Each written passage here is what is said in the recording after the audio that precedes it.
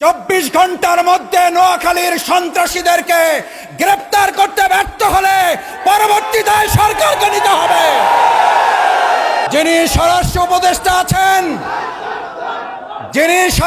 উপদেষ্টা আছেন, যদি আপনারা মনে করেন দলকানা প্রশাসন হবেন, দলকানা প্রশাসন মানবে না জনগণ।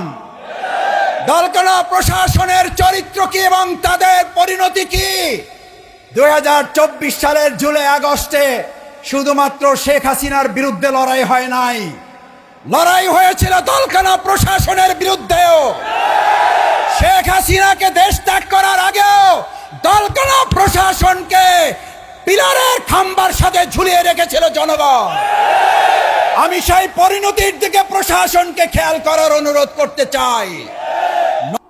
4টা বিশ্ববিদ্যালয় নির্বাচনের পর মাথা এমন গরম হয়েছে, এখন মসজিদে ইসলামপন্থী এবং দেশপ্রেমিকদের উপরে হামলা শুরু করেছে।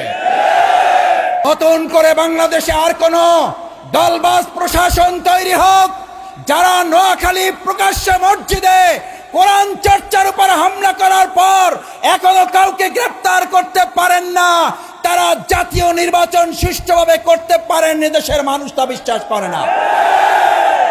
আপনাদের গোয়েন্দা তৎপরতা কোন জায়গায় পৌঁছেছে? একের পর এক জাতীয় গুরুত্বপূর্ণ স্থাপনায় অগ্নিসংযোগ হচ্ছে, দুর্ঘটনা ঘটছে।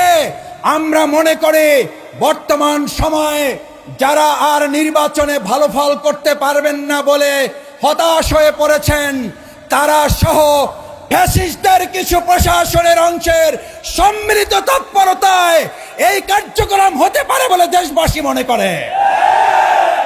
স্পষ্ট কথা বলতে চাই, এগুলো বন্ধ করুন, না হলে আবার জুলাইয়ের মতো আমরা রাজপথে নেমে জনগণকে সাথে নিয়ে প্রতিরোধ করে তোলা হবে, প্রতিবাদের আগুন জ্বালানো হবে, জনগণের অধিকার আদায়ের জন্য আবার জীবন বাজি রাখা হবে।